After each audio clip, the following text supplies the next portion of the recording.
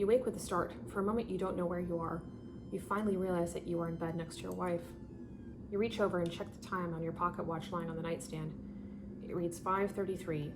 You sit up, and your wife wearily asks, "What is it?" "Sorry if I woke you," you say.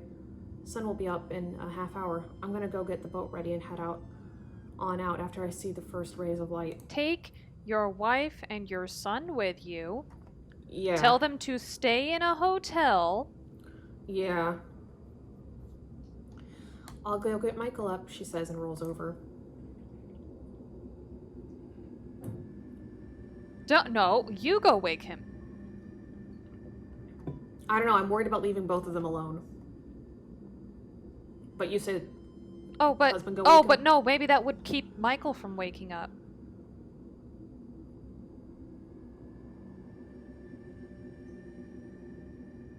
I'm gonna stop her. Okay.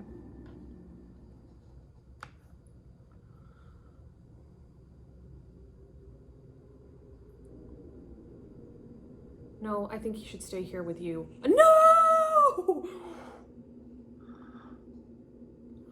You say, stopping her. "Why?" Marion asks.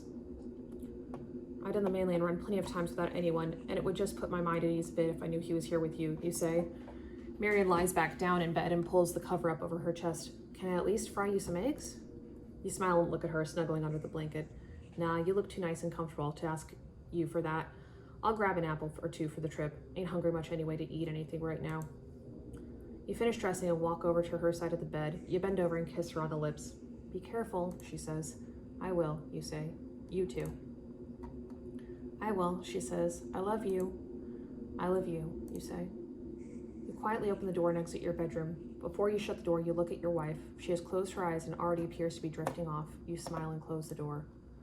When you walk into the kitchen, it surprises you to see Michael seated at the table. There is a flickering candle in the center of the table. He is eating some leftovers from dinner the night before. "What you up for?" you ask. "Riding to get the sheriff, ain't we?" he answers. "I am," you say as you pick up 2 apples from out of a bowl on the counter. "I need you to stay and help your ma out. Watch over her." Michael sighs and says, "Wish I'd known that. I'd have slept in then." You chuckle to yourself. You both hear a faint giggle coming from the living room. Your smile quickly fades as you remember that Samuel isn't there. Okay, so maybe it was a good thing, because if that's... I don't know, part of me was wondering if that's the real Michael, but, you know, if that kept her from getting out of the room, maybe you and Michael... Whatever, go ahead. Yeah. You and Michael quietly walk toward the living room. You both cautiously peer around the corner. You can see Samuel asleep on the sitting chair. "Dreaming," you whisper to Michael. You both quietly walk back to the kitchen. "Keep an eye on him, too," you say to Michael. "Why?" he asks you, obviously not liking the task you've just assigned to him. "Can't any of the other kids watch him?" You shake your head back and forth. "Keep him away from the other kids. Play some cards here or other games until I get back with the sheriff." "Okay," Michael responds. He sits back down at the kitchen table and then looks toward the living room with dread on his face. "It's only for a few hours, half a day at most," you say to him. He nods, but his expression doesn't change. "Gonna be a long day," he says. You chuckle and point down at his food on the plate. "Best stop moaning about it and dig into your food before it gets cold." "Thanks, son," you say to him and pat him on his back as you walk by and then out the back door off the kitchen. You get a few feet from your house and the door you just shut opens. Michael pokes his head out of the opening and says, "Dad, don't forget it's low tide and watch for that sandbar close to the pier." "Thanks for the reminder. I'll be sure to look out for it." You smile and wave your hand at him, almost like a salute. Michael nods to you and then steps back into the house and shuts the door. You stand there for a moment, smiling as you look at the house. Then you turn and walk down the path towards your boat. As you walk by the Tansa house, you see James on the front porch. "All quiet, James?" you ask. "Nobody has seen or heard anything all night, Rich," he says. "You heading out already?" "Yep," you answer. "I'm not going to waste any daylight." "I see that," he says. "Be safe." "You too," you say, and then continue down the path to the dock. It is another cold and dreary morning as you stare out the window of your boat. Thankfully, the fog has lifted enough that visibility isn't as bad as when you started out an hour ago. Your thoughts drift back towards the last 24 hours and all that has happened. Bill, the Tansas, the thing coming out from Dr. Tansa that you know you saw because Jim saw the exact same thing. The nightmare that seemed so real. It wasn't a nightmare.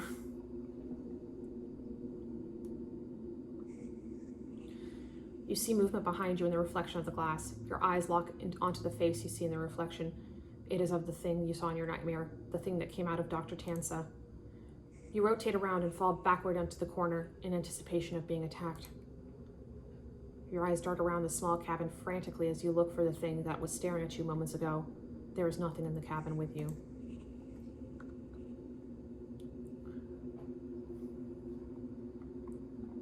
You rise to your feet and look out the rear windows.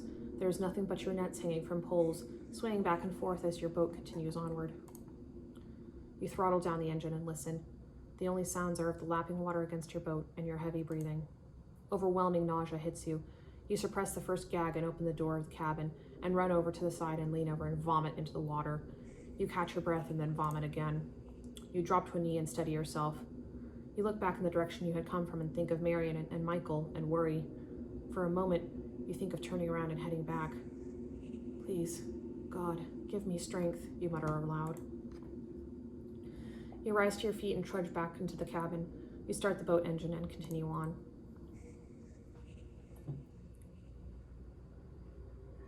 Oh, that's pretty. When you arrive at the pier, you find it bustling with activity. Fishermen are unloading their catch, and some are even selling it to patrons straight off their boat. After you tie off your boat, you quickly make your way into town. You are nearly running now and are getting stares from people you pass by. You turn a street and see the sheriff's office. Sheriff McGee is standing outside on the street in front of the building, smoking a cigarette and talking with another man. Sheriff, you yell out and wave. You run up to him and the other man. I need to have some words with you. They're of the private nature. I hope you understand, you say to the man. He nods and walks away. Sure thing, fella. Late for work anyway. You take care, Sheriff. You as well, Tom, the sheriff says, then turns to you. How you doing, Rich? You don't look so good.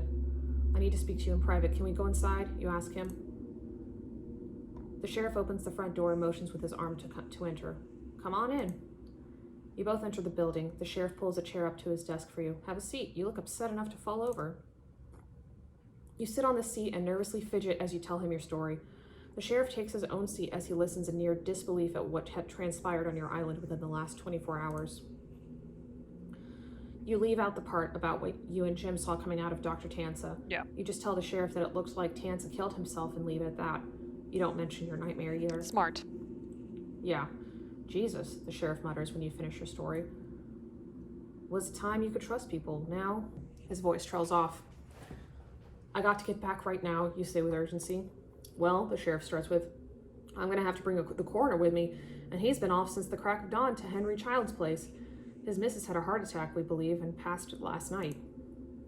When will the coroner be back, you ask. Should be any time now, but I can't give you anything exact, the sheriff answers. You stand. I can't wait for you, Sheriff. I have to get back. Look, I know you're worked up from everything and what you had to do to the doc's wife, but it sounds to me like the threat is over and nothing left but to clean up the mess. No. Why don't you just head over to the diner and get you a coffee or something, and when the coroner comes back, we'll come over and fetch you. We can all head over to the island together then. I have to go, Sheriff, you say without hesitation. Please get there as soon as you possibly can.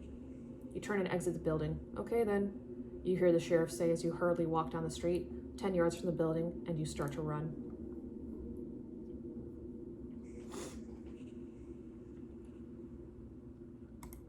Despite the record time you set getting back to your island, it seemed like it took you forever. You cut the engine and rush out of the cabin and jump onto the deck. You quickly tie a single rope off and run across the wooden structure. All the boats are still docked, which you find odd at first, but then you figure that everyone is still standing guard over the Tansa house until you get back with the sheriff. When you get closer to the fish cleaning shack, you notice a man sitting on the ground. He is propped up against the wall of the shack and slumped over to one side. You realize that it is James. You call out his name. Jimmy? When you are a few feet from him, you see that he has been gutted. His intestines are lying between his legs, and he is sitting in a pool of his own blood. James! You scream out in horror. His eyes are open and glazed over. His face is frozen in anguish. You gasp and bring a hand up to your mouth. Oh my God, you mutter to yourself as you take in the grisly scene. A moment later, you are running up the path to the village as fast as you can.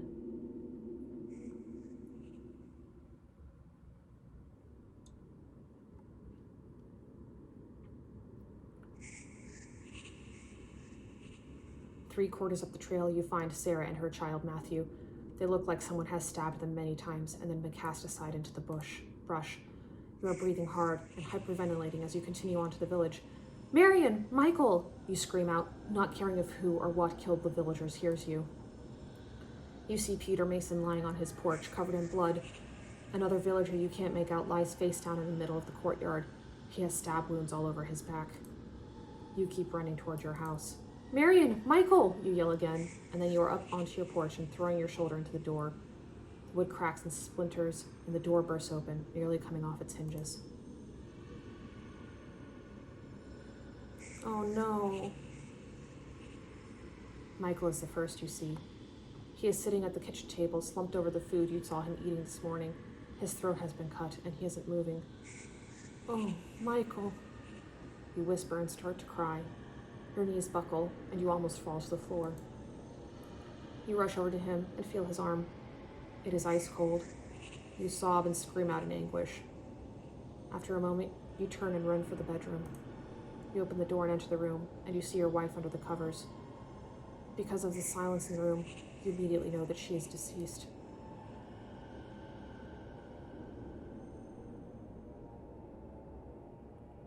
You walk over to the bed and pull back the blanket and feel the wetness on your hand. It is soaked in blood. You drop the blanket to the floor, and then you drop to your knees at the sight of Marion. She has been stabbed multiple times. Her eyes are open wide and staring up at the ceiling. Her face is contorted in pain.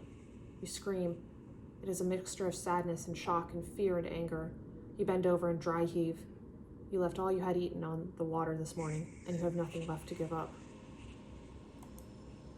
A child's giggle snaps you back. It came from behind you down the hall in the living room where you had left Samuel. Boiling rage hits you. You jump to your feet and run out of the room and down the hall. He isn't in the living room. You look out your window and see the Tansa house. The front door is open and sways slightly, either from the breeze or from someone recently entering the house. Suddenly, the door slams shut violently. God damn you, you mutter loudly with a clenched jaw. You turn and sprint through the kitchen and then out the back door.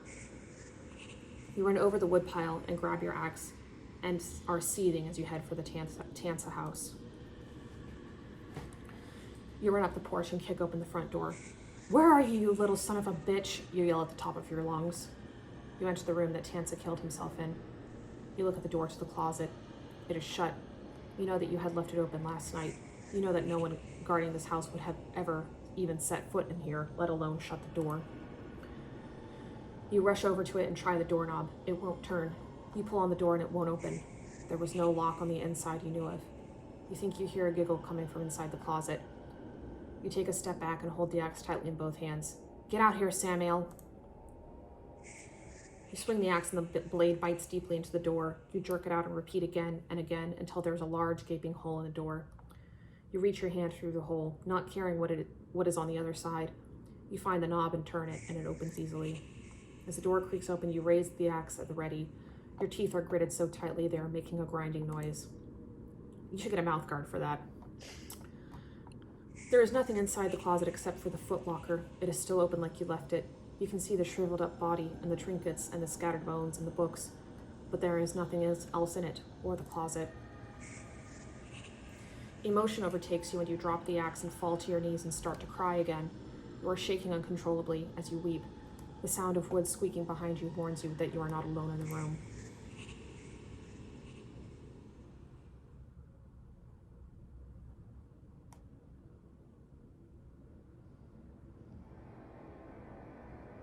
You slide around on your knees and face the direction of the noise.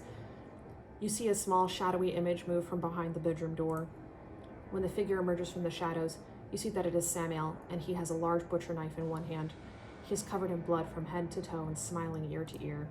Why? You scream at him. Why did you do this? You are taken aback when Samuel's eyes seem to roll back in his head. Samuel giggles, and then his laugh turns into a cackle. It isn't his voice when he speaks. Because, human, I derive such pleasure in the suffering of your kind. A moment later, he screams and rushes you. You try to reach over and grab the axe, but Samuel is upon you. You feel the knife pierce your side until under your left ribcage, and you scream out in pain.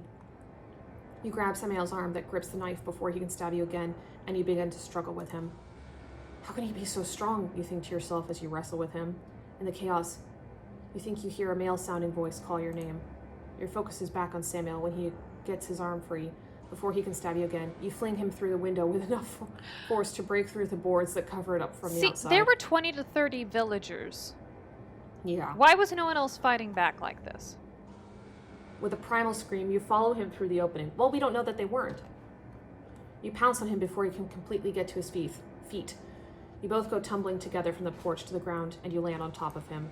You think you hear your name called again, this time loudly, but you are so enraged that you ignore it and you choke Samuel with your hands. Samuel is on his back and you are on top of him. I know what's going to happen. Straddling him and choking him with all your might. He is frantically reaching for the knife he dropped. His little hand is a good foot away from the blade as he digs at the dirt, trying to reach it. Yeah, it's going to be the sheriff walking up. He's going to be framed. Yeah, it's going to be the sheriff walking up and seeing all this shit. Yeah. I'll fucking kill you, you yell down at him. Wells, stop, you hear someone yell. You glance over towards the voice and you see the sheriff and the coroner standing 20 yards away. The sheriff has his pistol drawn and is aiming in your direction. The coroner is beside him and looks horrified.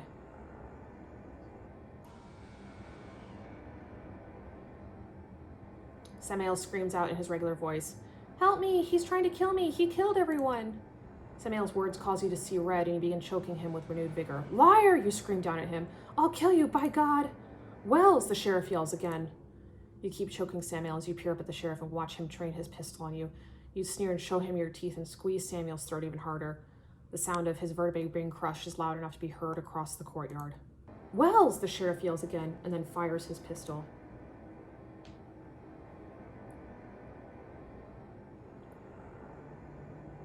You feel like you've been punched hard in your chest. It knocks the wind out of you, and it causes you to let go of Samuel's neck. With your arms out to your side, you look down in shock and see the small hole dead center of your sternum. Blood begins to exit from it and soak your shirt. You gasp and then realize you have been shot. The pain slowly begins to creep in, and you look up at the sheriff. You are confused as to why you were shot. "God damn it, Wells, what have you done?" the sheriff blurts out. "I didn't do..." You manage to choke out before the dizziness overcomes you. You fall over to your side and roll to your back. You gasp for breath as you look up at the sky through the trees. It is another gray, overcast day. Going to be a cold one, you think, for some reason. A gurgling sound to your throat, to your right, gets your attention. It takes the rest of your strength to turn your head, and when you finally do, you are staring directly into Samuel's face. His lifeless eyes are looking through you. Blood is streaming from his mouth and dripping onto the leaves he lays on. Everything begins to grow fuzzy and faded as you stare at him. You can hear his giggle inside your head.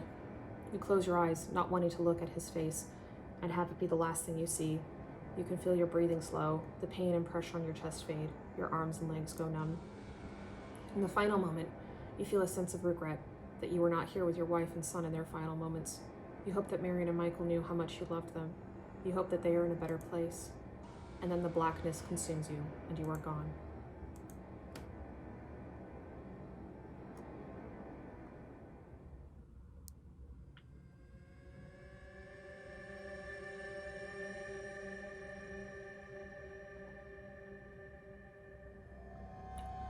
And that is more or less what we know happened back on this island in 1924, a deep voice says in the blackness. "How was this information compiled?" a female voice asks. "One of the villagers. Let me see here," the deep voice says, and then the ruffling of the papers can be heard. Marion Wells kept a diary, and also the report from the sheriff was archived. "Interesting," the female voice says. "Anyway," the deep voice continues, Matthew Lawson, you with us or what?" You had been imagining the story that the man calling your name had been telling. It brings your attention back to reality when you hear him call your name again.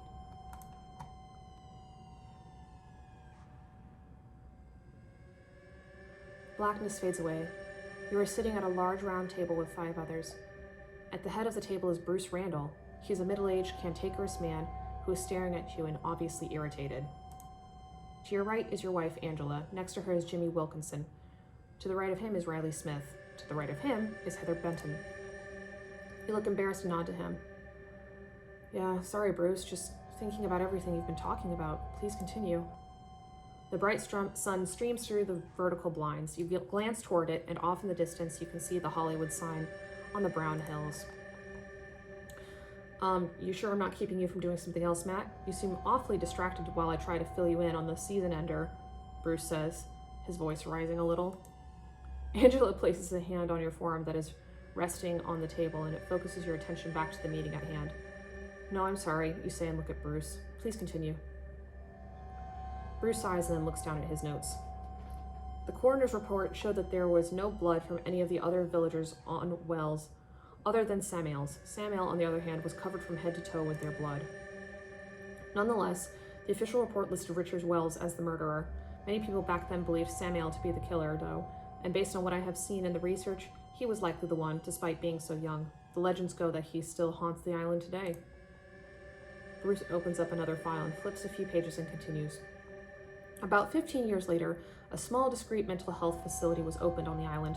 It catered to the rich who wanted to send their disabled loved ones there in order to not draw attention to themselves if they had mentally challenged kids.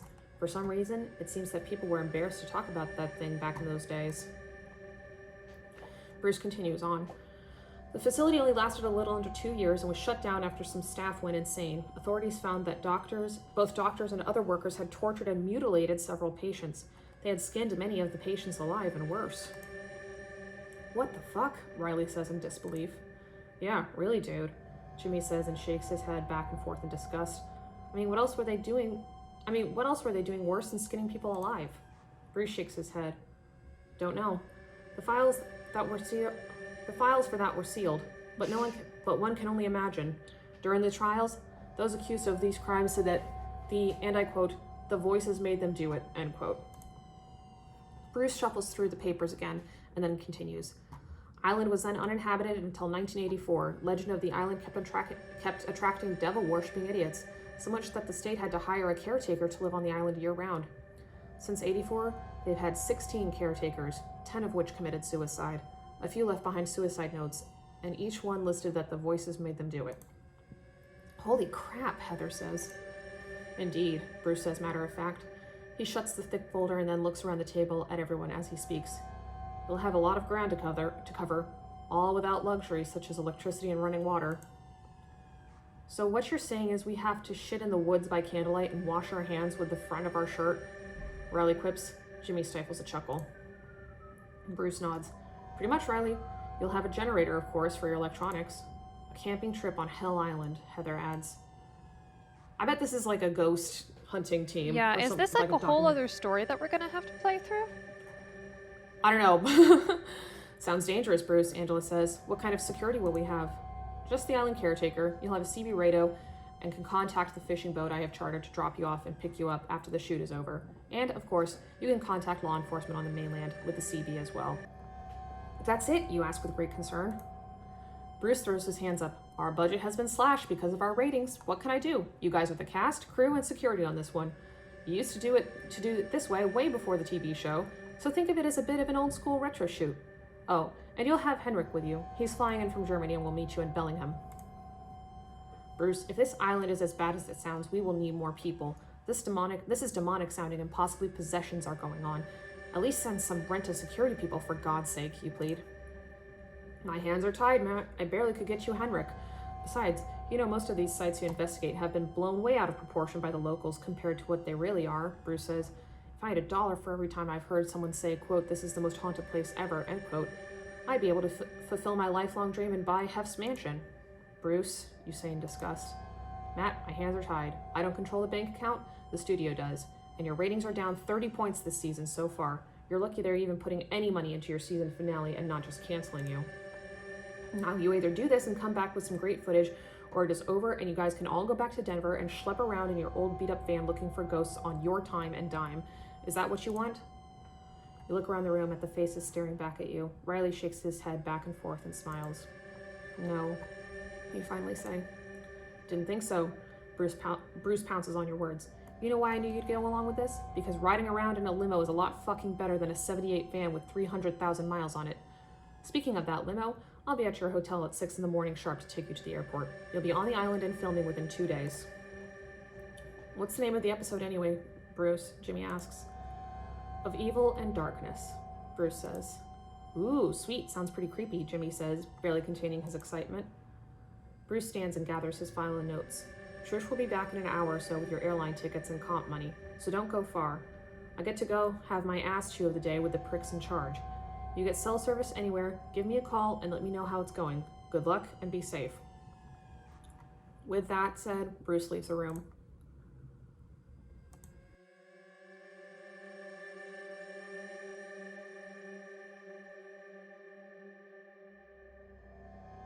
What is up, ladies and gentlemen, and everyone in between? My name is Emily. My sister Amanda's on vacation this week, getting some well-deserved rest, so I will be finishing up, hopefully finishing up, of Evil and Darkness today. We'll see how long this goes.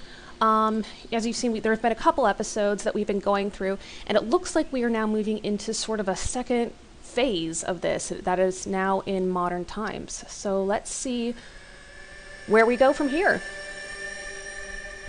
You are on the sidewalk near the studio. There's a small bistro, and there are people sitting at tables, eating, drinking, and socializing. Angela walks over to you and says, "We don't have to do this. I can go hunt down Bruce and tell him to shove this show up his ass." Her words bring a small smile to your face. "We can't. We have to think about..." You pause and look back over the city. "And Ryan." Angela's mood turns sad. "Honey, Ryan has been gone for 10 years now. Let him go." "That was his voice we caught on tape, Angela," you say as sadness washes over you. 2 days after he died, I caught our son's voice on tape. You heard it. You heard the fear in his voice. You notice a few patrons looking at you. You lower your voice and say, "I have to keep searching for a way to contact him. The show pays us to do this full time. I have to make sure he's okay. That's why I do this. So no, I can't just let him go." Angela reaches over and places her hand on your back and rubs. "I'm sorry. I didn't mean it like that. You cut her off. I know. I know what you meant. I'm sorry I raised my voice. We got into all of this because of him. The research, the forming of our paranormal group, this show, I just have to know Ryan is okay."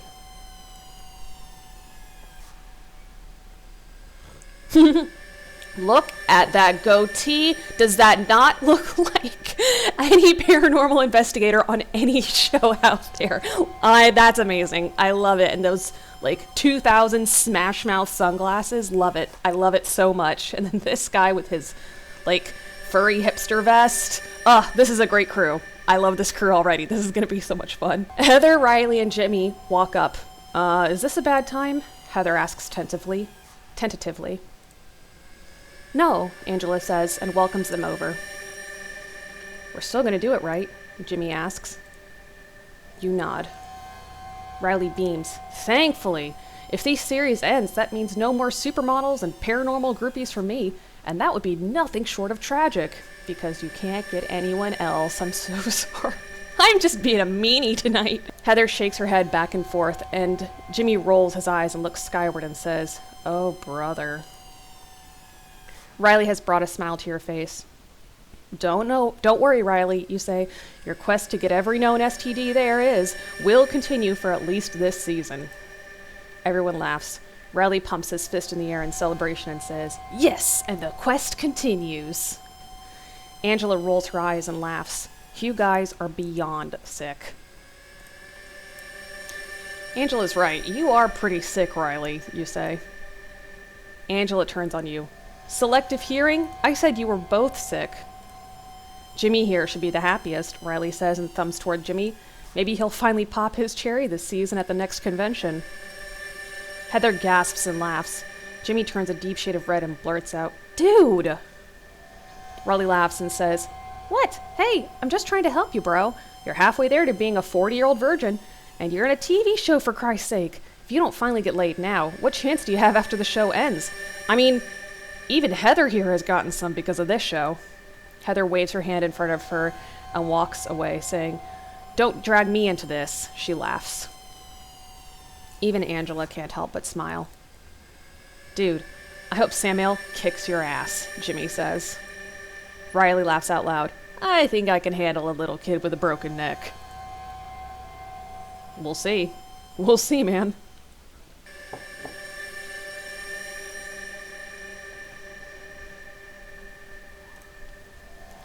You and Angela are walking on a rock-cobbled path amongst gravestones. The weather is dark and gray and cold. The trees have lost all of their leaves, and there is snow on the ground.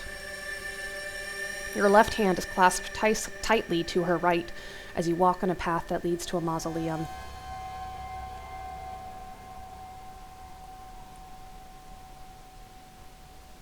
You both reluctantly enter through the door. You instinctively grab each other's hand again as you move silently through the building. So she was blonde before. Oh. You both stop and look down at a tomb near the floor level. Oh God, Ryan. You whisper when you see the plaque that reads Ryan Lawson, 10/5/99 to 12/23/04, 2 days before Christmas.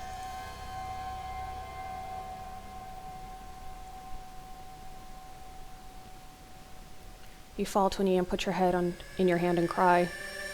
It's my fault, you say out loud. It's my fault he's dead.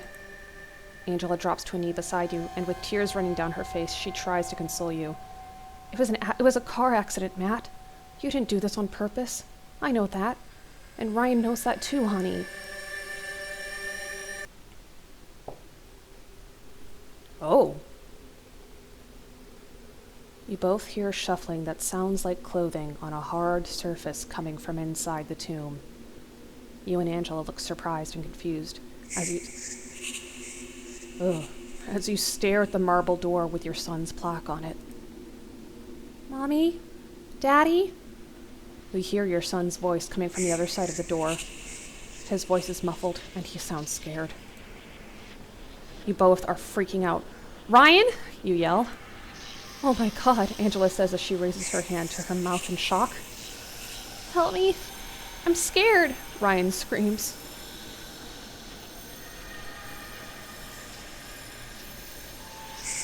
Oh.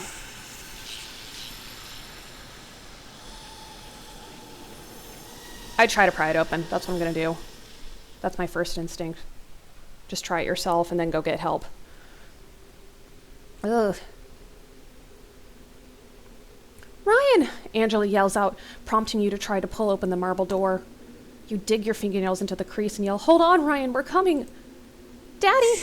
There are scary things in here, hurry! Ryan screams out. You work even harder to pull open the door, so hard that you tear away several fingernails. You yell in pain and ask for help. Angela, for Christ's sake, I need you! Oh my gosh! There's no answer from your wife. You look over your shoulder and see her laying on the floor, a foot away from you. There is a butcher knife beside her. Her neck has been cut, and she is bleeding out all over the white marble floor. Angela! You scream out in horror. Now the demons found them. That's crazy. The door to his tomb cracks open, and the badly burned and mangled arm of your son reaches for you. You're gonna kill her, Daddy, just like you killed me. Oh my gosh. Demon baby. Kill her! Your son screams and leaps out at you from the crypt and knocks you onto your back. His clothes are in tatters and his skin is burned. He lands on your chest and peers down at you in silence. You scream out as he growls. Ryan, you gasp. He is on top of you, clawing at you, and then leans in and bites deeply into the side of your neck. He chews off a large chunk of flesh as you scream and push him with enough force that he falls to the floor a few feet away from you. Blood from your neck flies a foot into the air with each beat of your heart. Your carotid artery spews your liquid like a geyser as you fall to your side and try to speak. No. No. Everything is going dark as your life flows out of you. You grasp your neck, trying to stop the bleeding, but in your heart, you know it is too late. Ryan rises to his feet and stands over you triumphantly. He looks down at you with hatred, and then opens his mouth and screams at you for all he is worth as you bleed out on the floor. Wow, that escalated quickly. We didn't even get to know these characters at all. Oh, is this the house again? Matt, wake up, you hear your wife say. Wake up! You wake up screaming in a strange room. Angela is shaking you by your shoulder. Angela? You ask, still confused and reeling from your dream. It's me, honey, you're fine, she says to you in a comforting manner. You're just having another nightmare. You sit up in bed and swing your legs over onto the floor and rest your head in your hands. Jesus. The same nightmare? She asks you. You nod your head. Have you been taking your pills? Angela asks. So have these nightmares started since they've been on the island, or did they start like having similar nightmares beforehand? Because if he has pills for nightmares or PTSD or something like that, then he obviously went to a doctor before coming to the island. No, you answer. The doctor, she says. You don't let her finish talking. You get up and walk toward the table near the windows. I've been taking that shit for over 5 years now, and what good has it done for me? Pop a pill and everything will be okay. That's all the doctors say these days. A pill isn't going to bring him back. Well, it's better than having nightmares about him, I'd say. You stop at the table and look down at all the cameras and recording devices strewn across the tabletop. Your eyes settle on a thin silver audio recorder. You don't notice Angela walk up behind you until you hear her ask, "You listened to the tape again, didn't you?" "Not a day goes by that I don't," you say to her. You reach down and press play on the recorder. "Mommy?" a faint young voice asks, coming from the speaker on the recorder. The boy sounds scared and confused. "Daddy? Where am I? Help me."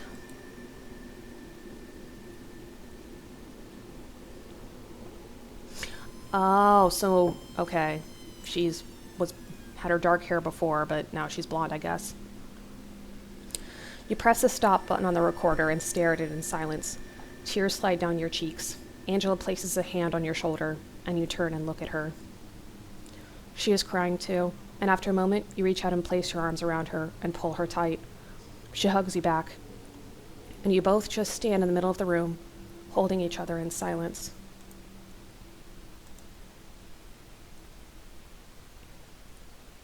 I appreciate what he's trying to do, but this is probably not the best activity if you're going through grief. The fog and marine layer are thick this early morning. Despite the terrible weather, the pier and boat slip are bustling with activity. You are standing with Angela, Riley, Heather, and Jimmy next to a boat, watching the crew load your luggage and gear onto it. Despite the weather, Jimmy is wearing his shorts as usual and is bundled up with a heavy sweatshirt and jacket. Riley is looking down at his legs and shaking his head back and forth. "You're gonna get pneumonia with those damn shorts on." Jimmy shakes his head back and forth and answers with, "Nope, I'm at day 256 of my goal of going a whole year of not wearing pants. I'm not gonna break that streak for anything." Lofty goal, but I guess he's a college student, so I mean, whatever works, buddy. "With legs like that, the caretaker might confuse you for a chicken," Riley jokes. "Might try to have you for dinner." You find yourself smiling as everyone laughs. Angela's attention is drawn to someone behind you. Her face brightens, and she exclaims, "Arthur!" You and the others turn and see an older gentleman named Arthur von Henrik strolling along the wood pier towards you. He has a piece of luggage in each hand and is smiling broadly. "Ah, there's my lady and friends." Oh, with a thick German accent. "Ach, there is my lady and friends." Oh, that was French. "Der guten Tag, hopp, hopp. Ich bin ein Berliner. Ich spreche Deutsch. Ja, ich spreche Deutsch. So, ich hab das Akzent jetzt. Ah, there's my lady and friends," he says with a thick German accent. "How is everybody?" I'm going Schwarzenegger somehow, but I'll keep trying. I'll keep working on it. Angela greets him with a hug as he sets his bags down. "It has been way too long," she says. "Yes, it has," Henrik says. "Season 3, Episode 8. They end their hug, and Henrik turns to you and extends his hand. You grasp it firmly and shake. "Great to see you, Arthur." "And you as well, Matt. How have you all been?" Henrik says and begins shaking everyone else's hands. Everyone answers with good. Riley answers with Fantastica Mundo. Riley's the jokester of the group who bets he's going to get killed first. A boat crew member picks up Henrik's luggage and loads it onto the boat. The captain emerges from the cabin and waves at you. "We're ready to go. I'll have you there in about an hour." "Sounds good, Captain," you say. You hop aboard and then extend your hand to Angela. She takes it, and you help her up onto the boat. You do the same for Heather. "Thank you," she says. Riley grabs your hand and jumps onto the ship, and then feigns a Southern Belle accent when he says, "Why, thank you, sir." You chuckle. You're welcome, dork. Jimmy and Henrik make their way onto the boat as the crew unties the vessel. When they are finished, they throw the ropes onto the boat and jump aboard. The engines roar to life, and the boat pulls away from the pier.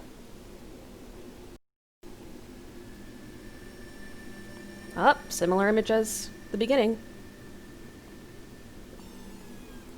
As the boat heads out into the open waters, you find yourself sequestered with Angela and Henrik. You all watch Jimmy run to the bow of the ship and stretch out his arms and yell, "Look at me! I'm the king of the world!" You're gonna fall, Jimmy, Heather says, almost motherly. Quit screwing around. I'm thinking instead of king, you should have gone with queen, Riley says to Jimmy. Har har, Jimmy feigns a laugh at Riley's joke. If you start singing that Celine song, I'm tossing you overboard, Riley says with a sly smile. I'll help you, Riley, Heather adds. Henrik turns to you and says, Seems you're getting a little light. There's a crew for this case. Your mood sours. Yeah, no kidding. Not my doing. Fucking Bruce in the studio. Cut our budget because of the ratings. This fourth season has killed us. Too many other similar shows, I guess. If we can make it to the 5th season and the 100th show mark, we can live off residuals from reruns for a long time. Just getting to season 5, though. Yeah, Henrik says somberly. How are you two doing? We have our good moments and our bad, Angela says. Like everyone else, I would imagine. She places an arm around your waist, and then you raise yours and place it around her shoulder. How about you? Angela asks Henrik. I miss her, Henrik says. She has moved on, but still visits me once in a while in a dream state. You can't be married to someone for 40 years and not have that connection when one passes. She seems to be very happy, so there is that. I'm still going French, I don't know why. I asked how you were doing, Angela says with a frown. Henrik summons a smile, but can't mask his sadness. I'm getting by. You know how it is. You and Angela nod in agreement. I wish I had your ability, you say to Henrik, to be able to see and talk to the deceased. Henrik pauses. You can tell that he is trying to choose his words carefully. I know you wish to see him, Matt, but I don't see Ryan. I never have. Even when we went to the scene of the accident.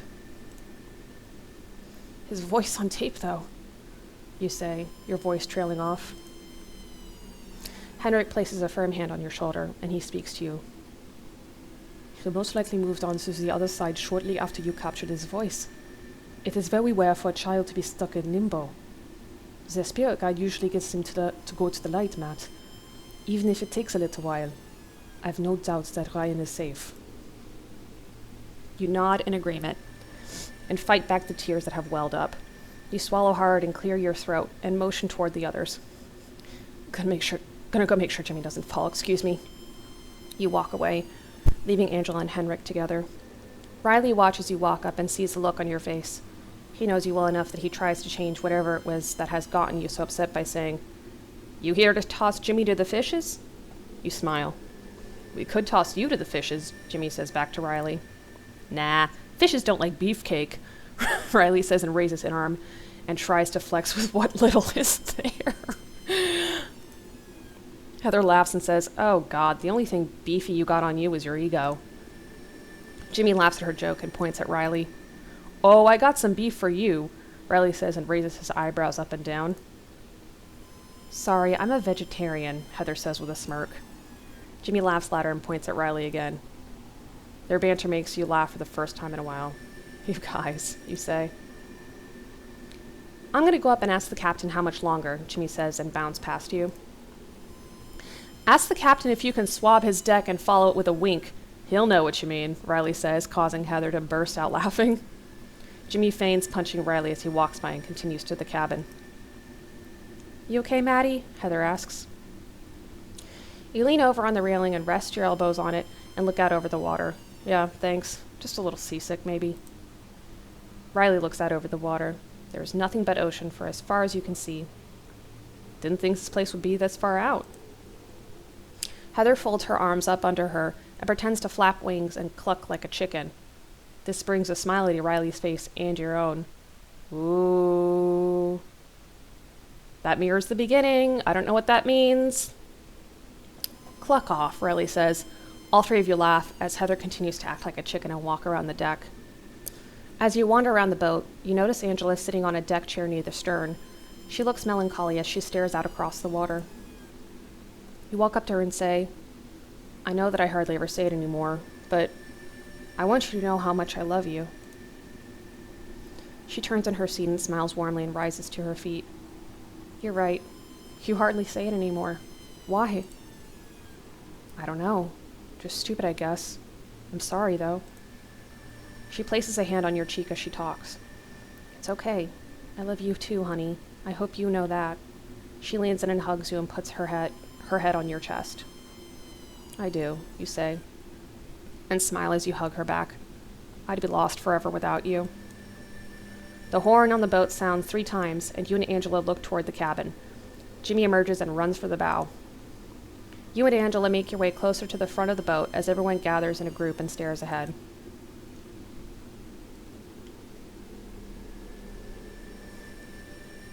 And so appears the island. Emerging from the fog off in the distance, the island comes into view. Riley's face drops a little. Wow. Was hoping for one of those Gilligan Island types of places, you know? Jimmy nods in agreement. Oh shit, dude. That is one friggin' scary-looking island. You guys realize we're not in the tropics, right? Heather asks. You notice Henrik take a seat and look away from the island. He appears to be trying to hide how distraught he is. You okay, Henrik? You ask. He looks up at you and Angela. There is a genuine fear on his face. A fear you have never seen from him before. I'm fine, he whispers and looks away. So the medium, like the guy that can actually see the ghosts, something spooked him. Arthur? Angela speaks. You must be very careful here, Henrik says, and then places his head in his hands and bends forward a little and rubs his temples with his fingers. Angela looks up at you with great concern. You break your gaze and look out at the island. It is dark against the gray and stormy-looking skyline. Parts of it are fading into the fog. No one is talking. There is nothing but the sound of the boat engines as the island grows closer. When the boat is close enough to the dock, 2 crew members jump off and quickly tie the vessel off. The engines rev for a moment, and then they cut out. A crew member extends a hand towards your group, and with a sense of urgency and forcefulness says, come on, let's go. Heather reaches for his hand and is helped off the boat first, and then the rest follow. Another crew member is handling the luggage and gear off to the 3rd deckhand, who is stacking it in a pile on the dock. You are the last person of your crew on the boat when the captain emerges from the cabin and waves at you. You can't help but notice him nervously looking around in the dark woods, up the trail from the dock. What would it cost me to have you guys stay docked here for the 3 days we'll be here? You ask. The captain looks at you and shakes his head back and forth. Your producer was lucky to find the only willing charter boat that would come out here. Not a snowball's chance my own crew would ever spend the night here, let alone 3. This place is bad news, pal. Great. You say loud enough for the captain to hear. Sorry, the captain says. We dropped off the generator and camping gear this morning. The caretaker has it. Just follow the path up to the village. Caretaker's house is the first one on the right. Just to warn you, the guy's a bit of an odd one. I mean, you'd have to be to live here, right? Anyway, there's a CB radio with your gear. You run into any problems, you use that to contact the mainland. Good luck to you. You nod in an attempt to wave at him, but it is uninspired as what he has said sinks in. Thanks. You walk over and pick up your luggage and watch the crew scramble onto the boat. The engines turn over and the boat pulls away from the dock. The crew on the boat stand in silence and stare at you. Their faces look somber as the boat pulls out into the open water. You know what this reminds me of? I don't know if any of y'all have ever seen The Ghost of Mr. Chicken. It's a Don Knotts movie. And Don Knotts plays this character who's writing a newspaper story about an alleged haunted house that everyone in his small town is afraid of. And the night he is getting ready to go spend the night in the house, all of his roommates are like around him, or like boarding housemates are around him in the living room. They're just looking so somber and shaking their hands, shaking his hand and saying, "Good luck to you." And like the women are weeping and giving him hugs. And he's like, "Well, I'll see you guys in the morning." And one of his neighbors says, "God willing." That's what this scene, I'm picturing with this scene. They're just like, "God willing, we'll see you." The engine's gun and the boat lurches forward. Within a few minutes, it disappears into the fog that is dropping to within a few feet from the surface of the water. Oh, this is a new building. You all look at each other. After a moment, you turn and walk for the path. "God damn you, Bruce," you mutter under your breath as you walk by the gang. But at the same time, if you're doing all this paranormal stuff and you really just want to know that your son is alive, I mean, wouldn't you want... I know that this is dangerous and creepy, but at the same time, you kind of asked for this? I don't know. The others pick up their luggage and follow you. "You okay?" Riley asks Henrik when he sees him wobble slightly and raise a hand to his head. "Just the negative energies here. A bit overwhelming at the moment," Henrik says and trails off his sentence. Everyone stops and looks at him. "What are you seeing?" Riley asks. Henrik looks over at the fish shack on the deck. "I see a man, seated on the ground. A pool of blood around him. A bad injury to his stomach area. Not sure yet if he is the residual or if the victim is trying to show me his fate. He killed me," he said. "I can hear it in his voice. This isn't residual, then.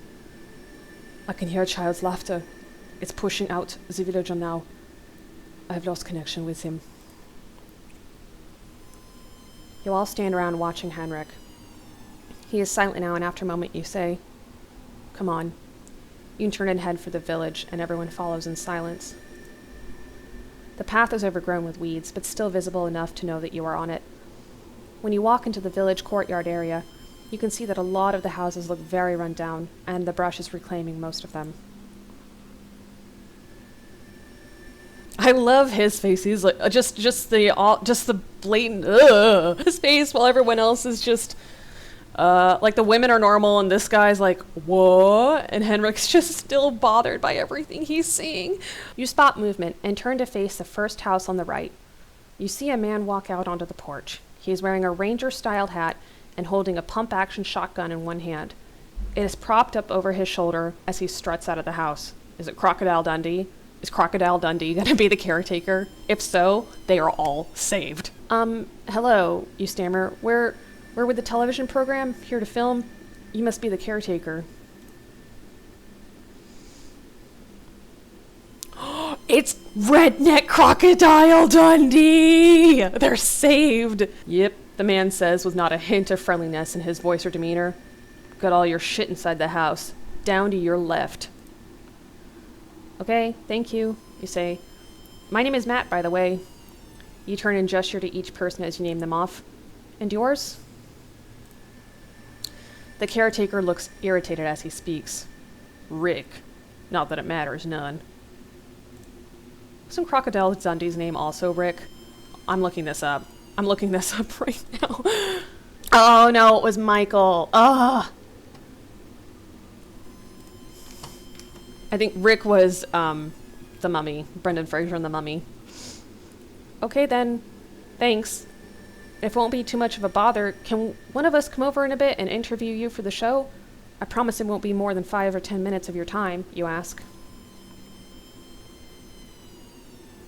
Oh, let's zoom in. He looks you all over, and after what seems like an eternity, he finally answers. Yeah, whatever. He turns and walks back into his house. Same expressions, like these two guys are just like, what the women are tired.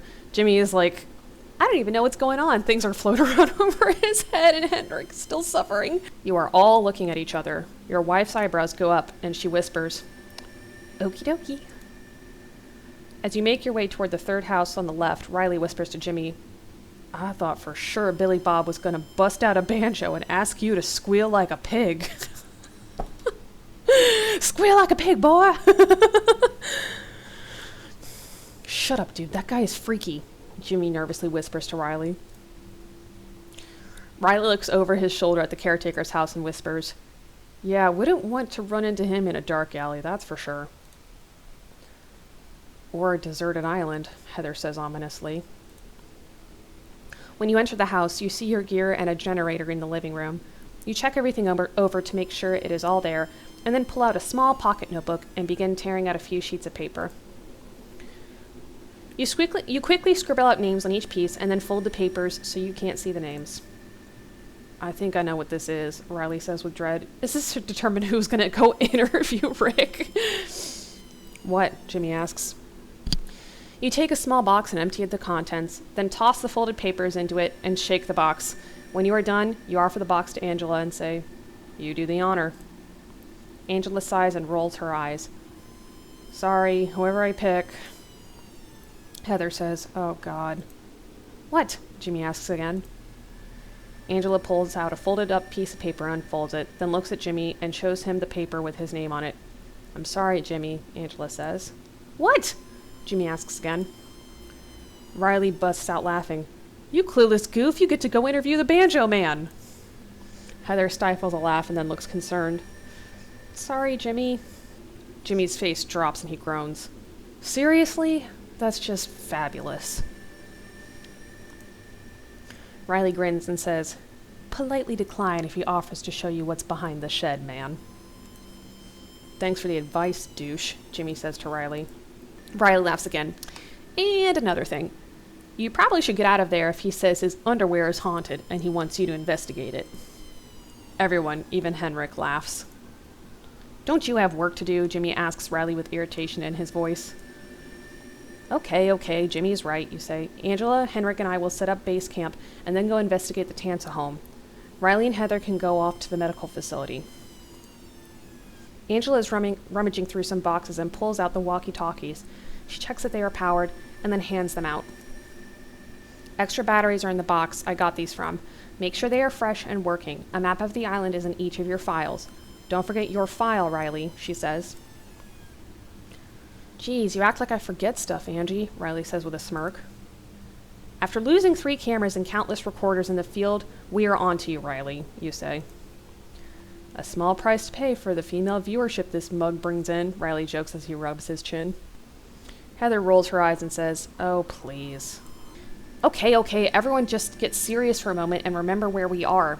Even if we don't find any paranormal activity on this island, it can be very dangerous here," Angela says. "You can get lost easily because of the thick woods, and there are drop-offs along the coast, and the fog can obscure where you're walking. Help is a good hour away, so everyone be safe." "Yes, Mom," Riley says as he checks over his camera and grabs some extra batteries. You wheel the generator out onto the porch. Riley and Heather walk by and stop in the courtyard. Heather has a map she unfolds, and they both study it for a minute. She points off to the north. They take the nearest path, and within 20 seconds, they are swallowed by the brush. You pull on the starter to the generator, and it fires up. Jimmy shuffles by you. He looks apprehensive, and you give him a pat on the back and say, "Go get him, champ." "Yeah," he mutters. "Best to get this over with, I guess." "It'll be fine. We'll only be 100 yards away," you say, trying to reassure him.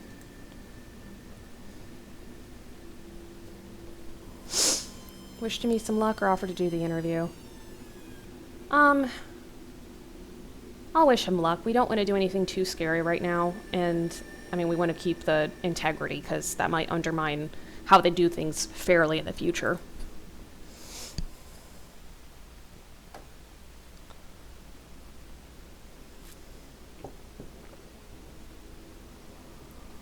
"Go get him, champ," you say to Jimmy.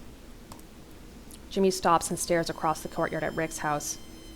"I'll give you $100 if you interview him for me," he says to you in a serious tone. You crack a smile and say, "You should have offered that to Riley when he was here. I'm sure he would have jumped at it." Jimmy looks genuinely worried, so you try to reassure him. "You'll be fine, Jimmy. Remember that husband and wife at that Tucson hotel you interviewed for an episode in season 2? The ones that ended up being Satan worshippers? You had to take out a restraining order on them after that show aired. They were way scarier than that caretaker over there." Jimmy nods. True. Okay, I can do this. With that said, Jimmy walks towards Rick's house. Well, and the other thing is if Jimmy gets through this and knows he can get through this, because that guy would have to be ballsy to try and hurt somebody on a television show. I think that might help Jimmy's confidence, so then he'll be more confident to do stuff if something happens later. Just the faces they are drawing for these people. That's kind of undermining the spook factor a little bit.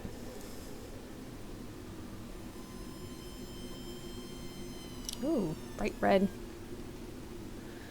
You watch Jimmy walk away, and then you start plugging in various extension cords to the generator. Henrik emerges from the house with a fold-up table and slides out the legs and stands it upright. Angela appears and starts setting up spare cameras on the table. You all have done this 100 times, and your efficiency brings out a level of pride in you. Are you picking up anything else, Henrik? You ask him. Henrik stops and scans the courtyard with his eyes. Yes, my spirit guide has been showing me mainly residual images. I see a lot of people working and milling about, going through their daily lives, Henrik says. I occasionally get a vision of people, the villagers I think, that have been killed. I haven't been able to see who killed them yet. Whoever or whatever kills them seems to be trying to block me from seeing that. You and Angela continue setting up base camp as Henrik wanders around the courtyard. Besides charging the equipment with the generator, you have also set up cots and sleeping bags and a cooking stove. I hope inside. A large ice chest holds cookable food, and you stack boxes of pre-cooked and pre-made sealed bags of food next to it. There are also several cases of bottled water near the ice chest. You walk over and remove 2 and toss 1 to Angela and 1 to Henrik. Not cold, but it will have to do, you say. They both thank you and twist to open the cap and take a drink. The same faces! But at least we know Andrew made it. Or Jimmy made it. Jimmy walks in through the front door. He looks pale and shaken. What is it? Angela asks when she sees his demeanor. Was interviewing the caretaker, Rick, or whatever his name is. Started off okay. Then he mentioned the voices he heard, Jimmy says. Voices? You ask Jimmy. Jimmy nods and continues. Yeah. Like, the voices a lot of people hear that Bruce told us about in the meeting. Rick said the voices have been telling him what to do for years now. Said he fought them for a long time, but he just gives in now to shut them up. This is dangerous, guys, Angela says. Jimmy nods and says, he said that the voices were telling him we were all going to die, and then he just got up, picked up his shotgun, and left the house. I watched him walk out into the woods, and then he was gone. I came over here right away to tell you what happened. Christ, this is just what we need. First goddamn night as well, you say. What should we do? Angela asks you. I'm going to have to talk with this guy. I'm guessing and hoping that he was just screwing around with you, Jimmy. But we can't have someone basically threatening us, even if he was just trying to scare you as a joke or something. I think we should just get on the radio and get the boat back here and leave, Angela says. This show is not worth this. If the caretaker was serious, I'll come back and we can call the boat back. If he was just dicking around, then I'll give him a piece of my mind and see what happens after, you reassure her. Just get the CB up and I'll go find this guy. At least take Henrik or Jimmy with you, Angela says. You nod in agreement. Jimmy, which way? Jimmy motions in the direction Rick went. Okay, you say. Henrik, you and Angela keep working on base camp. Things get any weirder, radio Heather and Riley and have them come back. You grab a walkie-talkie and then motion to Jimmy. Let's go. Show me where he went. As you walk by Angela, she grabs your arm and looks at you with concern. Be careful, she says. She leans in and kisses the side of your cheek and whispers, I love you. You smile at her and whisper, I love you. You and Jimmy walk through the overgrown courtyard. Something causes you to stop and look back. You spot Angela standing on the porch of the house where the base camp is. She looks worried and scared as she watches you.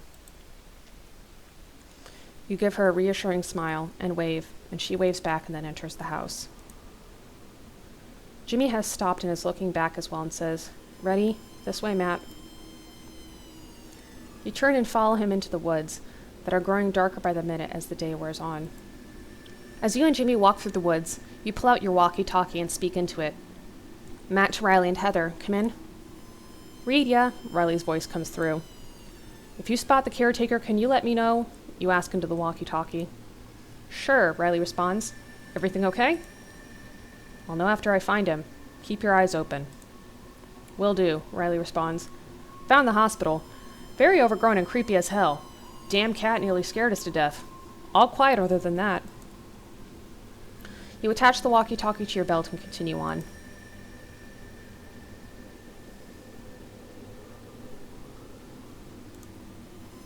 It seems like you have been walking for 15 minutes, and there has been no noise at all.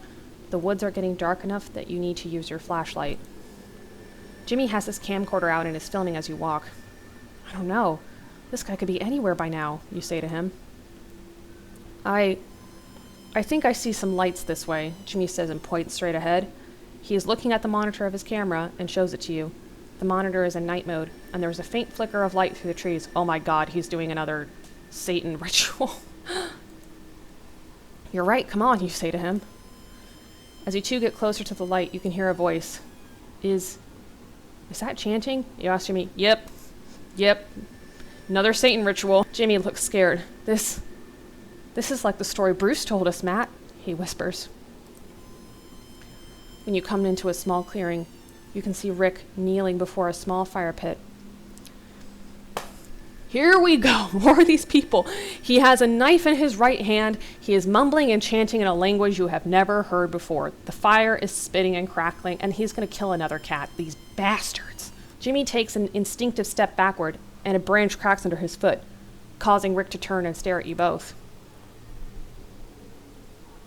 And we're going to see a creepy picture of Rick now. Oh, come on, redneck crocodile Dundee. I was rooting for you.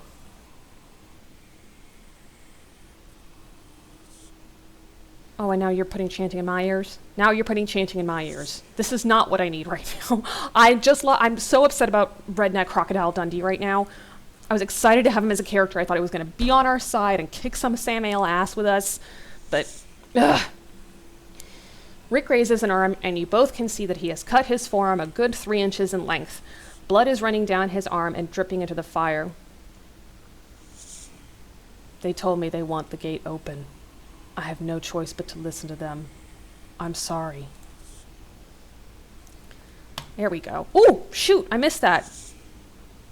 Oh, here we go. I'm in the backlog.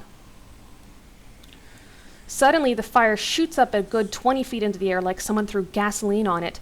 It makes a swooshing sound at the wind in the air. It picks up, causing 3 branches to sway and leaves to swirl in the air. Oh my goodness, this fucker again.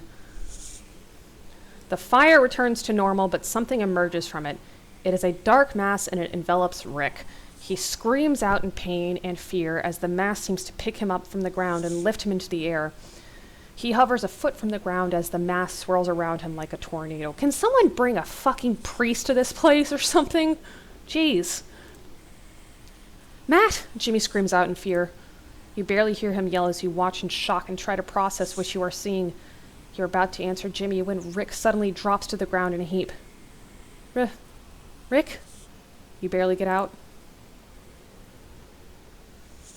So now that stupid demon is in Rick.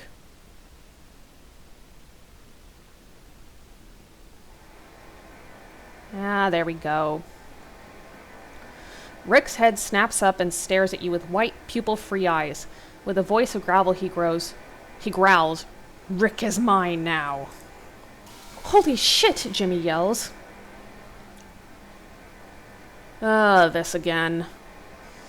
With incredible speed, Rick rushes you both with his knife held high. He is screaming and the sound he makes freezes you both in your tracks. Nope. When you both finally move, it is too late. Rick is upon you, and all you can do is duck out of the way as he swings his knife. No! Rick misses you, but Jimmy isn't as lucky. The blade slices the side of his neck, causing blood to spray from the deep wound. Jimmy! You yell out and try to catch him.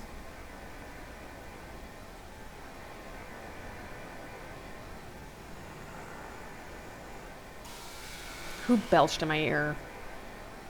I don't like you. This is a dramatic moment. Jimmy gurgles and drops into your arms as he frantically clutches his neck. Stop belching at me!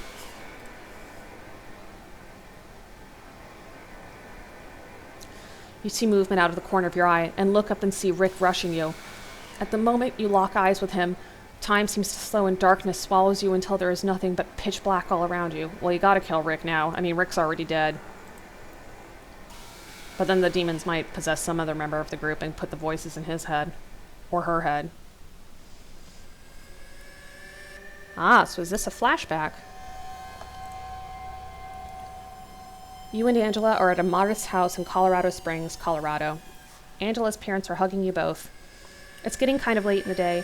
Why don't you stay and head back in the morning? Angela's mother, Elaine, asks. So, Angela's parents have money if they're able to live in Colorado Springs.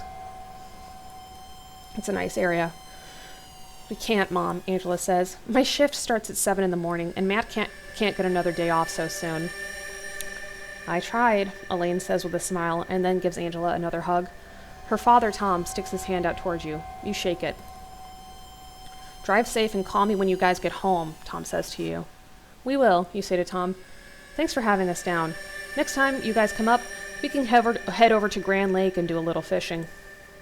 Now that sounds nice, Tom says with a big smile. You gently pick up Ryan, who is in a deep sleep, from the couch. He stirs a little and you whisper, It's okay. We're just heading back home. Say goodbye to Grandma and Grandpa. Bye-bye, Ryan says sleepily. Elaine comes over and kisses Ryan's cheek. I love you, Rai, she says warmly. Ryan kisses her cheek and says, I love you too. Tom rubs his hand briskly over Ryan's back. Gonna start working on a fishing pole for you, sport. I'll be sure to paint it blue and orange, your favorite team. This perks Ryan up and he smiles and says, Thanks! What team is that? I don't know anything about sports. Anyway. Angela rolls her eyes and laughs and says, Come on, let's hit the road. Oh, that's what I love about Colorado. It's like you can be in the snowy mountains one minute and then in a desert the next. It's such a cool state. The sun is setting behind the Rocky Mountains as you drive up Interstate 25. There's surprisingly very little traffic. The radio is barely audible, and you glance in the rearview mirror and see Ryan fast asleep in his car seat. You're about to say something to Angela when you notice that she has leaned her head against the passenger window, and she looks like she is asleep as well. You focus on the road before you. The rhythmic sound of your car's tires on the pavement nearly drown out the music from the radio. After a few more miles, you yawn and then quietly sigh. You rest your elbow on the armrest and then your chin on your hand as you continue on. No. Driving while sleeping, that's like worse than drunk driving. Nearly 20 miles later, you fall asleep at the wheel. You feel the jolt and the sound of metal on metal at nearly the same time. Your eyes snap open and your heartbeat shifts into overdrive. The first thing you see when you open your eyes are the sparks from the side of your car flying into the air as the car panel grinds against the metal railing. You hear Angela scream out in horror. You grip the steering wheel and turn hard to the left. The car swerves into the middle lane and fishtails out of control. You have overcorrected too much, and now you are barreling toward the off-ramp crash barriers. You slam on the brakes and it causes you to lose even more control. Angela screams again. A split second later, the front of your car slams into the barrier with enough force to flip your car over the barrier. Your face is hit with glass from the windshield, and the loose objects in your car fly around like shrapnel. You hear Ryan screaming. The car slams onto its hood with a loud crunch, and then the vehicle flips. It feels like at least 5 rolls before it slams into the overpass and jerks to a stop.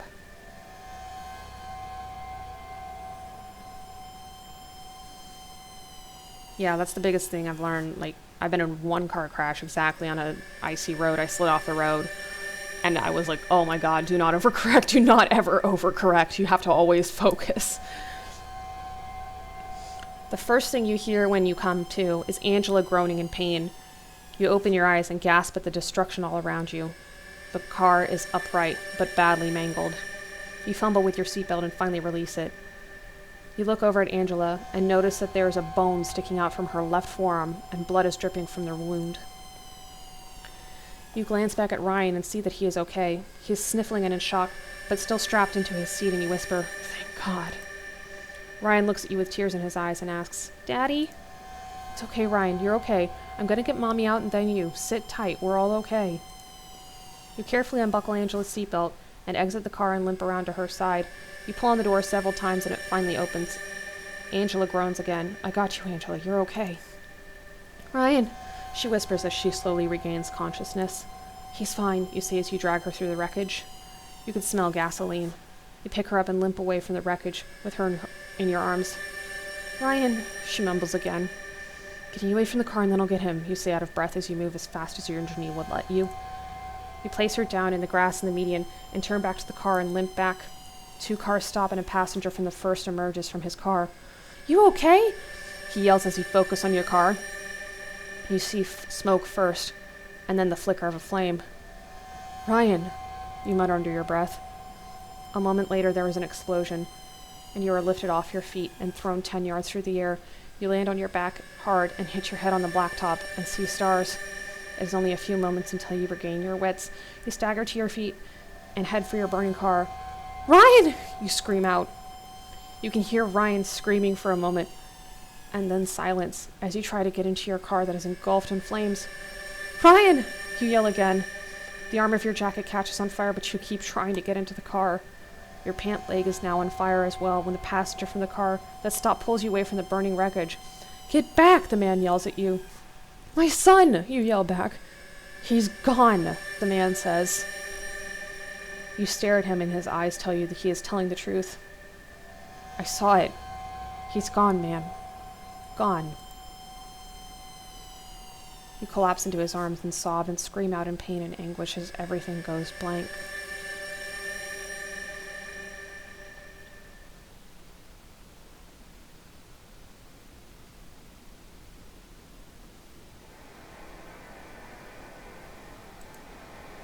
You are still screaming in pain as you snap back to reality. You are holding Jimmy in your arms, and he is still clutching his throat, but his body is growing limper by the second. "Really? You're gonna belch at me again after we just read that heartbreaking story?"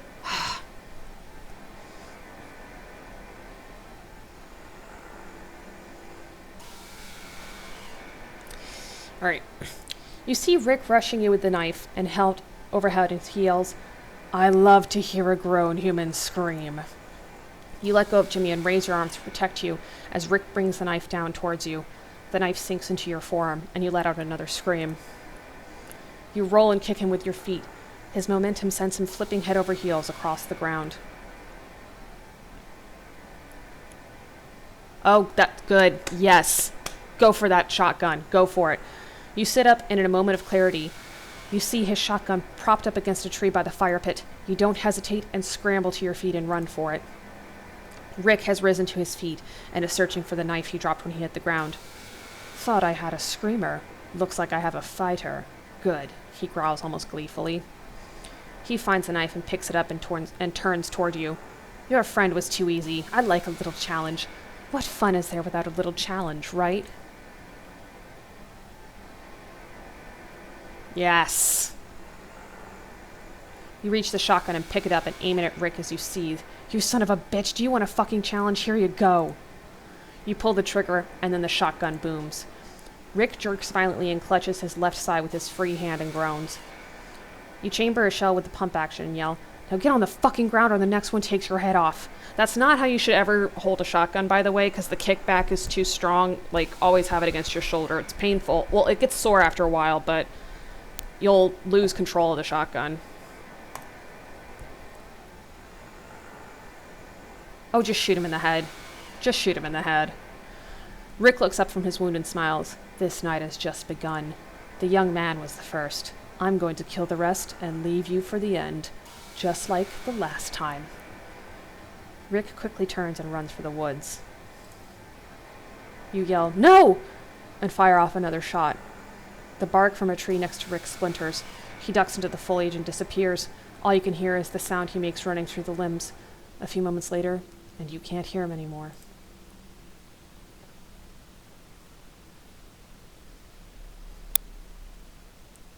You take a step to follow him when you hear Jimmy gurgle. You look over at him and see his hands twitching. Oh God, you say and rush over to him. You kneel beside him and grasp his hand with yours and yell, Jimmy!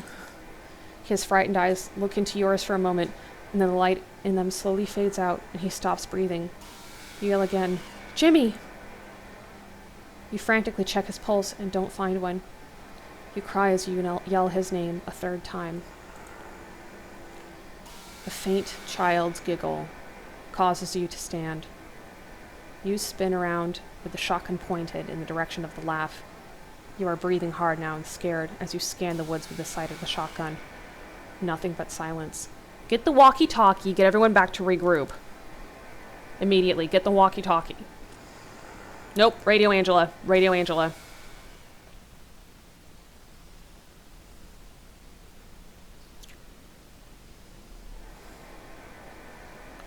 You reach into your jacket pocket and frantically try to extract the walkie-talkie. Come on, you say to yourself as the antenna gets stuck in your clothing. You finally get the walkie-talkie out of your pocket. You press the talk button and scream into it. Angela, do you copy? I copy, Matt. Are you okay? We thought we heard gunshots. Angela's voice sounds worried as it comes through the speaker. No, I'm not fucking okay, you yell into the walkie-talkie. Get on the CB and send out a mayday call. We need to get off this island. Rick has gone crazy. Possessed. He's killed Jimmy. Riley's voice comes across the walkie-talkie. Jimmy is dead? Angela, do you copy? You scream into the walkie-talkie. I copy. Are you okay? She asks. The sound of her voice lets you know she is crying. You have the shotgun in your hand. Shogun.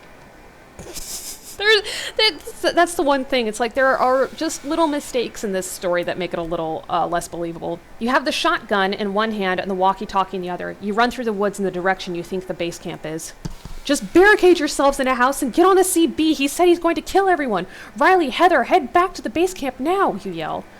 We're on our way, Matt, you hear Riley's voice come through. Are you sure about Jimmy? I'm sure, you say into the walkie-talkie. You hear someone pressing the talk button on the walkie-talkie and Riley says, Matt, he's... And you hear Heather scream through the speaker.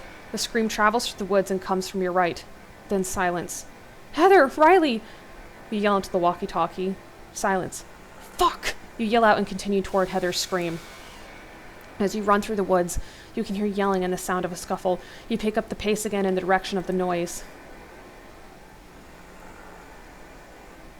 Oh gosh. Well, at least we can try to save some people if Angela and Henrik are in the base camp and calling for help. You burst through the brush and you see Heather being stabbed in her side by Rick. She screams out in pain. Riley is on the ground clutching his bleeding arm. A nasty gash on his bicep is oozing blood. Okay, they're not dead, so that's good.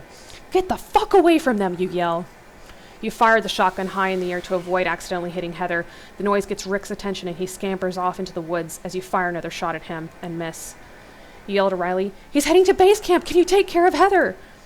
Riley hovers over Heather and presses his hand over her wound, trying to stop the bleeding. Go, man, we'll meet you there. Help Angela and Henrik. You don't hesitate as you rush into the woods in the direction that Rick went.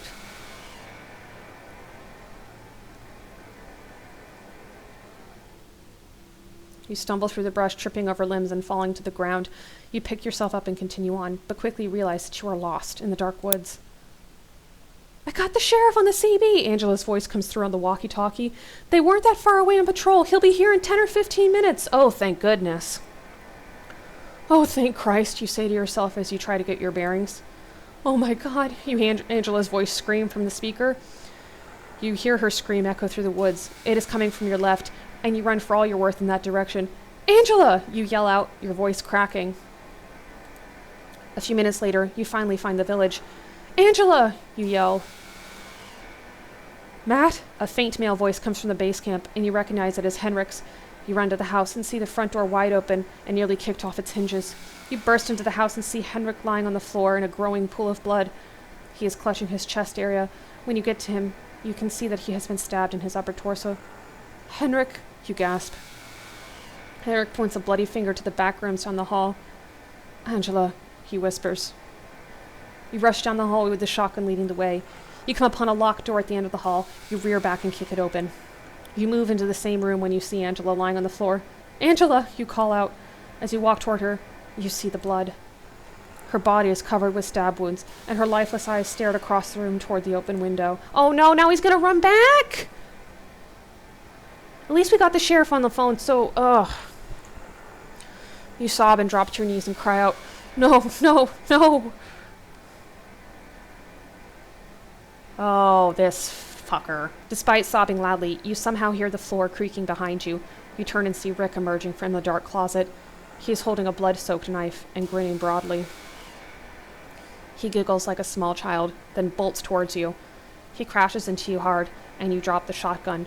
You struggle with him and push him away, and then ball up your fists and let the rage overtake you. "I'll fucking kill you!" you scream as you rush him. You slam him into him and tackle him. You lift him off the floor and run with him down the hall, all the while yelling at the top of your lungs.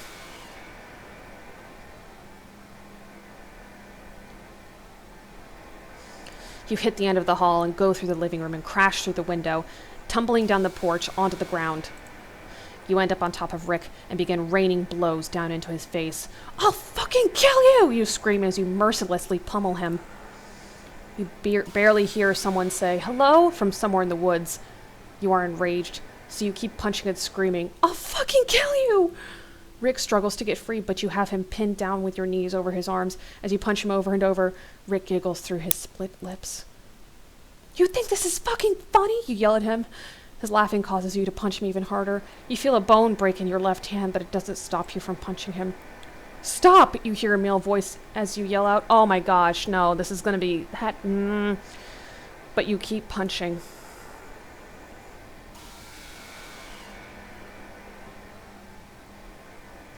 Rick gets an arm free and reaches for the knife a few feet away from him in the grass. You grab it before he does, and he grabs your wrist to stop you from stabbing him. "I'll fucking kill you!" you scream at him again. "Drop the knife!" you hear the male voice bark at you. You rip your arm free and raise the knife overhead and yell, "Fucking kill you!" "Drop it!" you hear the voice order. With another yell, you bring the knife down and stab Rick in his stomach. Oh my gosh, the same thing again. A split second later, you hear a loud noise as your chest feels like someone punched through you. You gasp and look down and see a large gaping hole through your shirt over your heart. Blood flows out of it. The pain hits you a moment later when you realize that you have been shot. You fall down on your side, then roll over to your back and look up at the trees overhead. You hear Riley's voice yell out, "You fucking idiot! You shot the wrong guy! You shot the wrong guy!" You turn your head over towards Riley's voice and you see him emerging from the woods with Heather draped over his shoulder. She looks pale, but she is still conscious and you feel a sense of relief. They might be okay after all. You see the man that shot you standing nearby. He wears a sheriff hat and jacket. His pistol is still smoking. You watch him walk closer towards Rick and reach down to pick up the knife you had dropped. And you mumble to him, "He's the killer. Stay away from him." In a flash, Rick is on his feet and grabbing the sheriff's throat with his hands. They fall to the ground and the force of the landing causes the sheriff to drop his pistol. Rick is giggling maniacally as he chokes the life out of the sheriff. You try and move to get up and help, but your legs won't work anymore. "Should have listened to him, Sheriff," Rick taunts as he keeps choking. You watch Riley come up to them from the rear. Heather is still hanging on his shoulder. He reaches down and picks up the pistol. "Thank goodness, just shoot him in the head, please." He puts the gun near the side of Rick's head and cocks the trigger. The sound causes the madman to stop and look up at the gun in his face.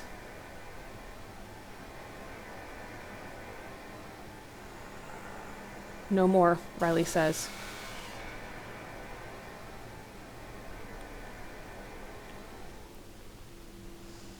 With the gun less than an inch from his head, Rick giggles and smiles. "If you were going to pull the trigger, you'd have done it by now, boy. I don't think you have it in you."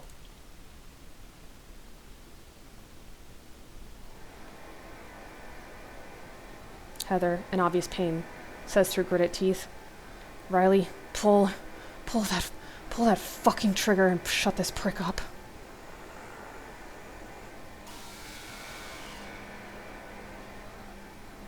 Rick smiles again and looks at the gun and then up at Riley. "Yeah, he hasn't got the balls, bitch. I'm right, ain't I, little boy?" "Oh, good. Look, it's yellow." Riley pulls the trigger. The gun discharges and Rick's brains explode out of the side of his head through the exit wound. He almost looks surprised for a moment, and then he falls over to the ground and doesn't move anymore. You can hear the sheriff gasping as he fights to regain oxygen. You black out for a second, and then open your eyes again and see Riley and Heather kneeling over you. Henrik emerges from the house holding his hands over his wound and staggers over to you. They are speaking to you, but you can't hear them now. They are crying and they look frantic as they yell at the sheriff, who makes his way towards you. You can hear your heartbeat fading. Finally, it stops, as you can't hear it anymore.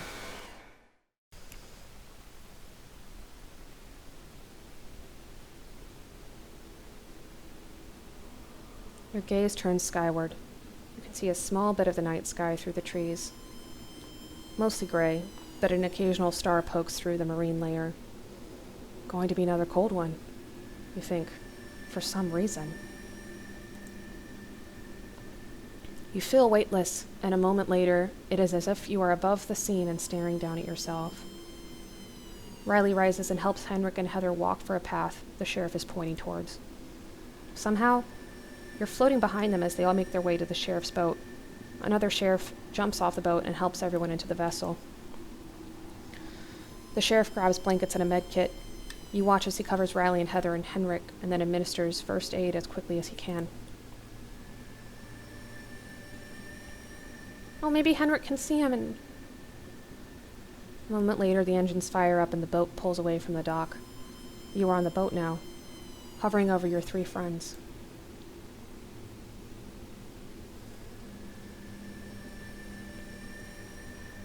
They are wounded badly, but when Henrik wearily reaches out a hand and places it over Heather's hand, and Riley then places his hand over theirs, you somehow know that they will be okay. You smile down at them, and then darkness forms all around you. Reality fades away, and then you're gone.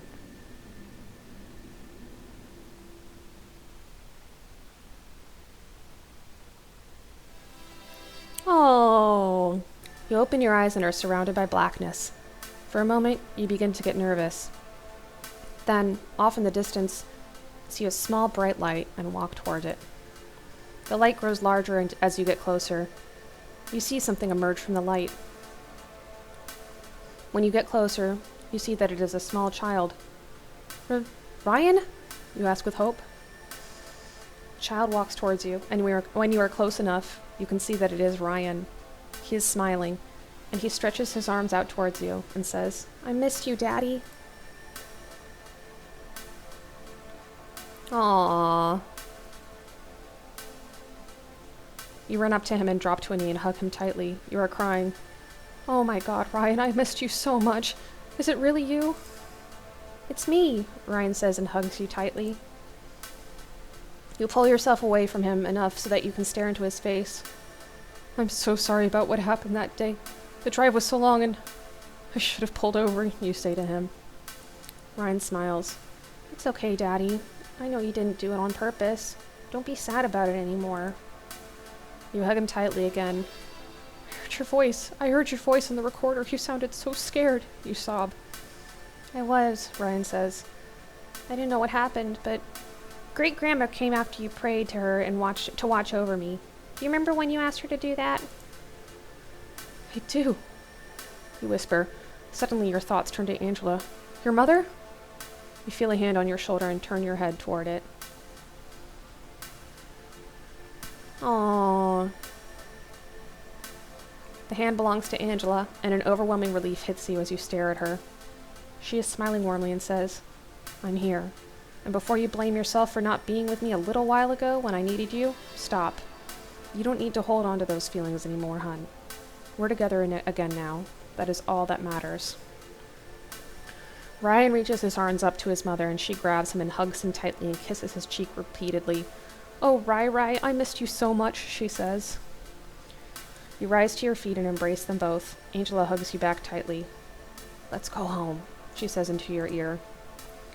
You nod and grasp her hand in yours, then you all turn to the light and walk toward it. You're about 20 feet from the light when you notice a figure hiding in the shadows off to your right. Oh no. Oh no. Don't even... You instinctively step in front of Angela and Ryan to protect them from whatever lurks in the dark. "Hello?" you say. "Who's there?"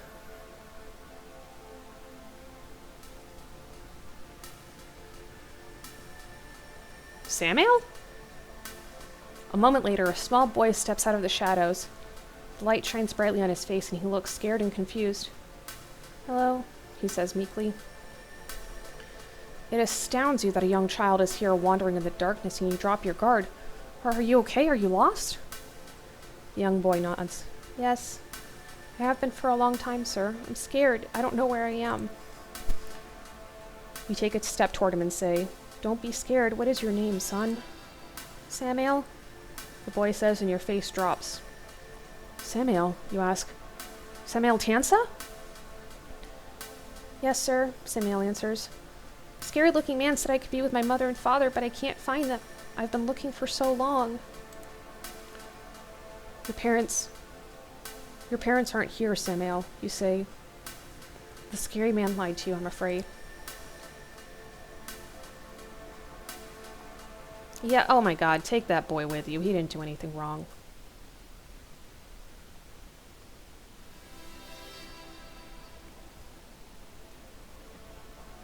After a moment, you extend your hand to Samuel. Why don't you come with us? Samuel hesitates for a moment. Are my parents there? You shake your head back and forth. No, I doubt it. But you'll be happy there. Much happier than here, at least. I know you were lied to by the scary man, but you can trust me. Angela reaches a hand out to Samuel and says, It's okay, Samuel. Come with us.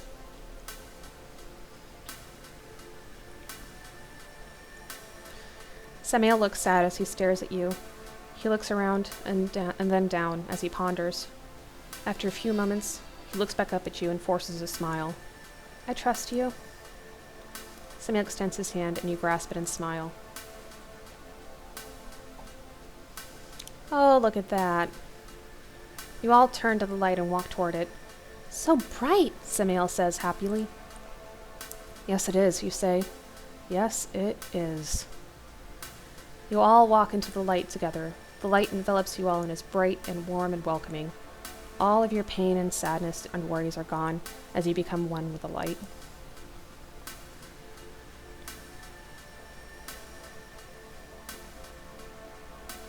The end! We did it, guys! Look, after all that creepiness and Satanism, we had a wonderful ending. Look at that. And we even got to save Samuel.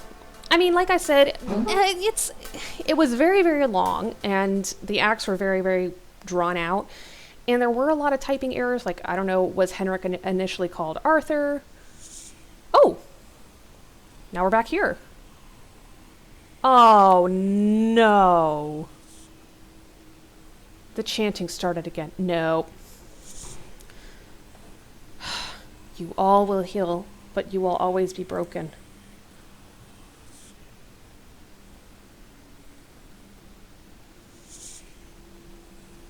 We are connected now, tethered to one another.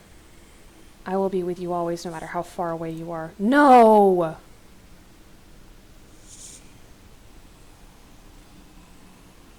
Your protective rituals mean nothing to me now. No. I have marked you all. Nothing you do can change that. Oh, you fucker. You are mine now.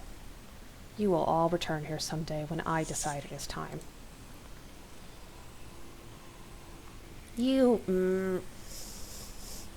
had to ruin at the end. And when that day comes, I will be here waiting for you.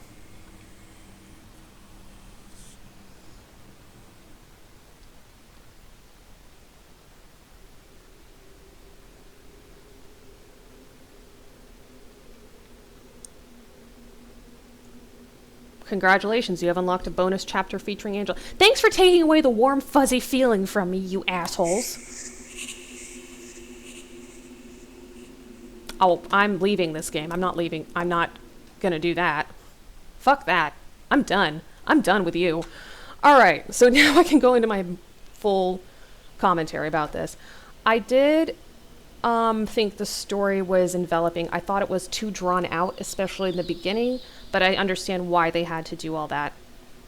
So that at the end, when you played that sort of second act of the game, it all made like perfect sense. You didn't need to be re-explained anything.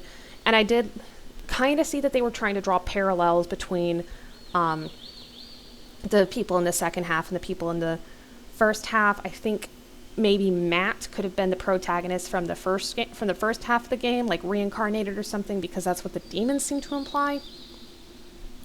I don't know. Well, especially when he said looks like it's going to be another cold one, and he doesn't know why he says that.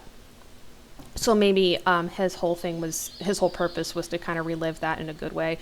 Again, some parts about it were just kind of sloppy, especially with the writing and the punctuation and the misspellings. It seemed a little sloppily edited, but having said that, the artwork was very, very good, very effective. So yeah, I just feel kind of balanced about this game. What did you guys think about it? Let us know in the comments down below. Smash that like button if you liked this video. Do you want us to see play more interactive novels? Did you like this format? Do you want to see us do something different? Should we have made different choices? Please let me know down in the comments below. Subscribe to this channel if you have not subscribed already. And for now, I'm Emily. My sister Amanda will be in the next video with me, and we will both see you guys in the next one. Bye!